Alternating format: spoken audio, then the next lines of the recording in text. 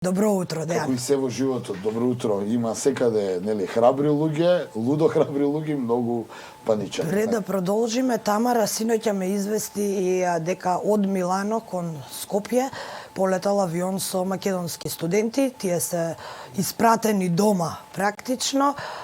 Факултетите и училиштата се затворени и кажано име да ги спремаат магистерските теми од овде. И покрај тоа што Светската здравствена организација се уште не сака да ја прогласи ова епидемија за пандемија, сепак се чини дека бројот на заболени од коронавирусот, колку и да се намалува во жариштето Кина, се зголемува во другите земји, веројатно тоа е нормално. 30 земји се зафатени од коронавирусот. Она што кај нас го дигна алармот синоќа е она што се случуваше во Скопје, има коронавирус, нема коронавирус на клиниката. Меѓутоа, Италија е она што најмногу не подигна, соседство е, најголема број на заболени лица во една земја надвор од азискиот континент е токму Италија, која ни е во близина, каде што имаме страшно голема размена на луѓе, па оттаму е и стравот дојден. 220 заболени, 7 починати се во Италија, што само кажува што се треба да се подигнат како мерки од, зборувам сега за Балканот и регионот. Словенија најави за Балканот, сакав да те прашам, сите околу нас малку пред нас донесоа некакви мерки, меѓу останатото еве и Србија забрани, ги откажа поточно сите екскурзии во Италија. Кај нас се уште нема такво нешто. Последното известување кое го добивме од Министерството за образование и наука синоќа, тоа е дека ќе чекаат препорака од здравствените власти, односно Совет, дали да ги откажат најавените екскурзии. Вака, сите овие мерки се таква е природата на оваа работа, не треба да се дига паника и еве и ние како новинари кога пишуваме и синоќа кога пишувавме за можниот случај на коронавирус кај нас, нели се дигна синоќа алармот, па потоа беше демантирано, мораме да имаме малку и општествена одговорност и да не ја дигаме паниката, како што и самата соговорничка пред малку рече, бидејќи паниката не води никаде. Но од друга страна, тоа не значи дека треба да ги затвориме очите околу она што ни се случува. Вирусот е опасна работа, кој да е вирус, и во минатото, и во историјата, и во поновата историја бевме сведоци, ако не лично, барем покажувања колку опасните заразни болести може да направат страшен, прво здравствен проблем, а потоа и безбедносен проблем. Јас верувам дека нашите здравствени власти знаат што прават и зашто чекаат. Она што е подигнат алармот е, повторно ќе кажам, со Италија, министрите за надворешни работи и за здравство на Италија, Франција, Германија и Австрија денеска имаат воредна седница за координација на тоа што понатаму, доколку продолжи да се шири вирусот. Во Европа е Италија, нели, лидер во заразени, во овој негативен тренд, во светот покрај Кина с големен број на заразени има во Иран и во Јужна Кореја. Значи вирусот се шири. Со тоа што новите информации велат дека коронавирусот е многу позаразен од оној веќе виден на SARS и на свинскиот грип, но од друга страна не е толку страшен, не е толку смртоносен, што само покажува дека е еден нов тип на вирус, па ќе видиме како ќе се справат. Оно што е најважно и за регионот, и за Македонија, и за целиот свет е да се гледаат препораките на Светската здравствена организација, која повторно ќе кажам, се уште има дилема дали да ја прогласи оваа епидемија за пандемија, значи светска епидемија, или се уште да ја третира како епидемија.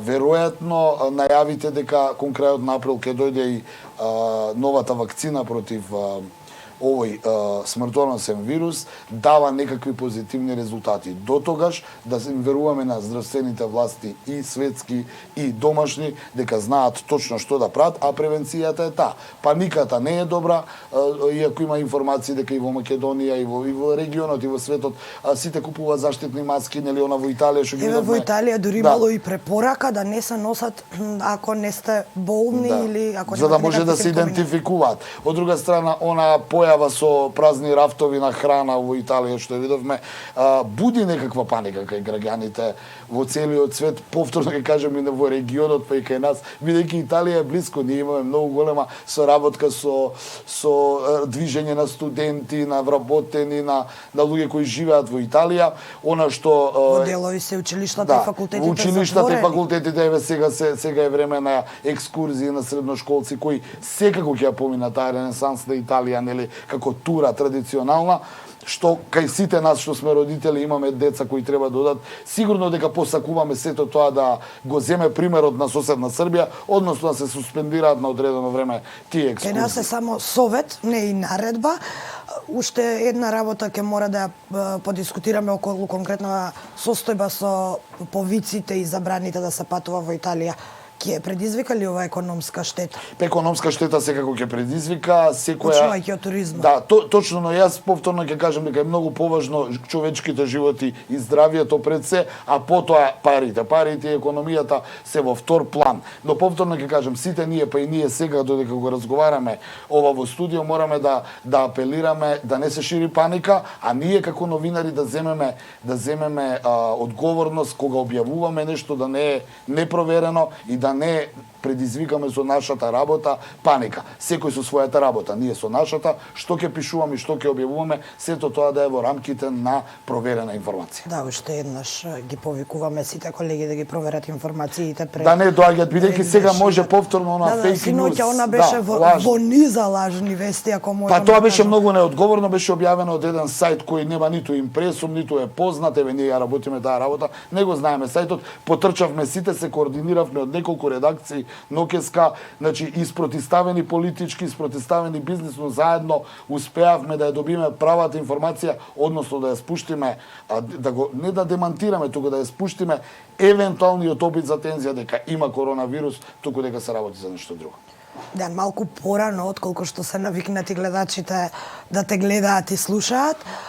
Уште една лоша вест имаш ти од Европа. За жал вестите доминираат со негативности, не со позитивности. Токму така се случи терористички напад, би рекол, кога во толпа на деца за време на одење на една верска процесија во германскиот град Волкмерсен улета кола со голема брзина, при што беа повредени 30 лица, само ќе 10 од нив се деца. 10 од нив се деца, но ќе потсетам дека тоа е новиот пристап на терористите, на терористичкиот напад кој е многу опасен, исто како и коронавирусот и како вирусите, а тоа е терористичките напади да се случуваат во цивилни цели кај недолжни луѓе со цел исто така како и болестите, така и ова да предизвика една паника и страв кај граѓаните да не излегуваат дома. Класичен терористички акт, но дали го е прогласен и официјално од германските власти, бидејќи последно што прочитав е дека се уште не ја знаат причината. Па причината не ја знаат. Знаеш, кога ќе изведе така некој терористички напад, излегуваат и велат не е терористички напад, се работи за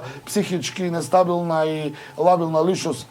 А што е тука веста? Која нормална личност, па и да е нели идеолошки задоен човек би пробал да направи да влета во голема брзина во толпа на недолжни луѓе каде што има и деца за време на некоја верска процесија и тоа во Германија. Значи тоа нормален човек не може да го направи. Но само ќе потсетам дека овој напад доаѓа неколку дена откако исто така лице психички лабилно уби 9 мигранти во Германија и тоа се смета за еден од најголемите терористички напади во повоена Германија.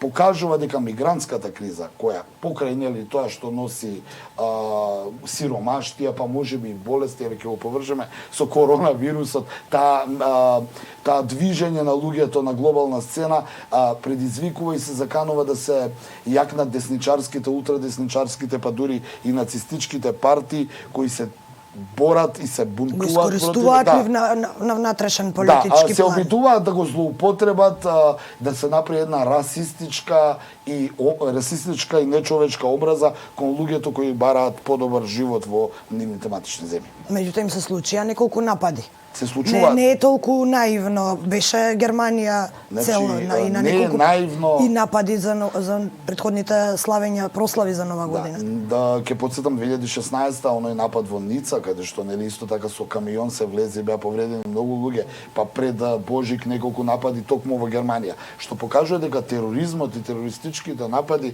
не се во мирување. Повторно ќе кажам, ова е нов тип на терористички напади кои изминативе години сме сведоци да го гледаме по светските тикери, а тоа е напад врз недолжни луѓе, цивилни луѓе кои на улица преминуваат, кои се движат по улица и влетува со голема брзина, би рекол, психички нестабилна личност и така ги повредува. 30 повредени, од кои 10 недолжни деца и целта е да се предизвика одреден страв кај луѓето, нешто слично као и стравот од појавата на некои засега непознати вируси. Така, тука јас ќе го споменам и генералниот секретар на Обединетите нации Антонио Гутереш, кој исто така во својот говор го спомена и тероризмот и секако неговиот нов акцијски план.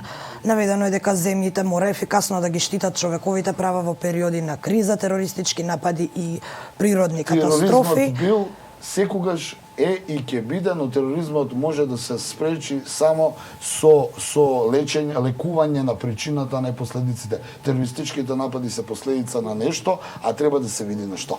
И заклучокот е дека човековите права на глобално ниво се често прекршувани и дека не се на она задоволително ниво на кое што сите би сакале да бидат.